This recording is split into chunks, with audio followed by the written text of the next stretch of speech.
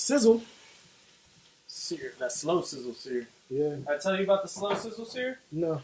All right, so at work, I'm picking up this party, and they have miso marinated black cod.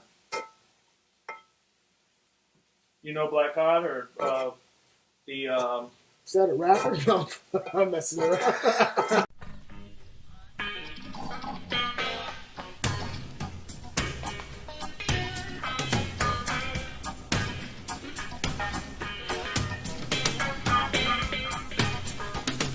No, black cod is what's it called, butterfish? Yeah. Or yeah.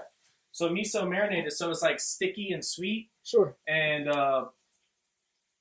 they want it seared, and I'm like, in that recipe, it's meant for it to be broiled. Sure.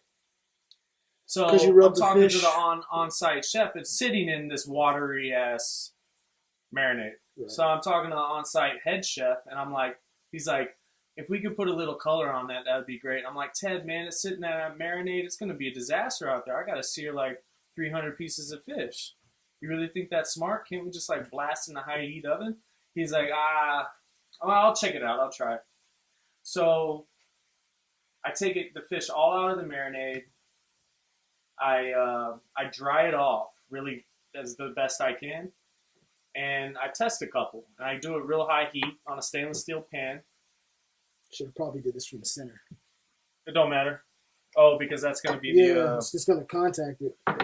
Well. That's going to be the top layer. Yeah.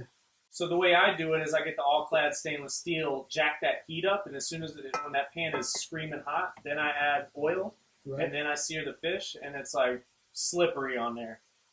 Forms a beautiful. It's better than a nonstick. When I sear fish on a nonstick, you really don't build, like the pan doesn't get hot enough to really build a beautiful golden crust. Right. The all-clad stainless steel does. It creates this beautiful crust that you really can't get. How much oil do you have? I use a lot of oil. I use a good amount of oil. You kind of have to with that stainless steel pan with the fish, or else Sure. it's gonna stick. So after a couple rounds of searing fish, Sure. I'm banging it out. But in this particular moment, I try it. I do the high heat, and I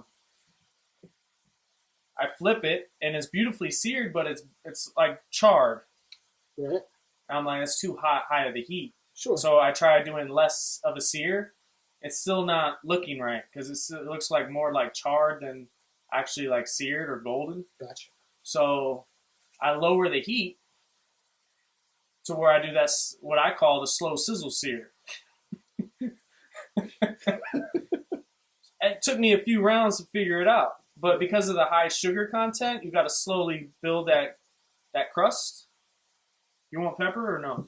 Nah, because it colors it. That's Yeah, the thing about this stuff that's all one color and white. People start feel you. adding too much pepper and it just doesn't work out. Hey, it was just a question, bro. Back off. So after a few rounds, I figure out I got to do the slow sizzle sear, and then I'm flipping it over, beautifully golden, and the fish is just perfectly cooked. Right. You know, to the point where people are walking by who are they're used to their old tricks and old trades. They're like, Giving what respect. are you steaming? What are you boiling the fish over there? What are you steaming? I'm like, shut the fuck up. You don't know about this slow sizzle sear. You know, just throw them off. And I flip it over, show them. They're like, oh, that's beautiful. So I'm all about that slow sizzle sear when it comes to that. To where when I went back to the kitchen, I saw Elliot, who is in charge of all the proteins and everything at the main kitchen. Right. He's this older black dude, super eccentric dude. Like, I don't know what's up with the guy, but interesting man. I was like, Elliot, man. He's like, how was that fish? I was like, oh, I put it on the slow sizzle sear. He's like, yeah, that's how you do it. There's no other way you can. If you put too high of a heat, it's going to burn. You got to do it at low heat.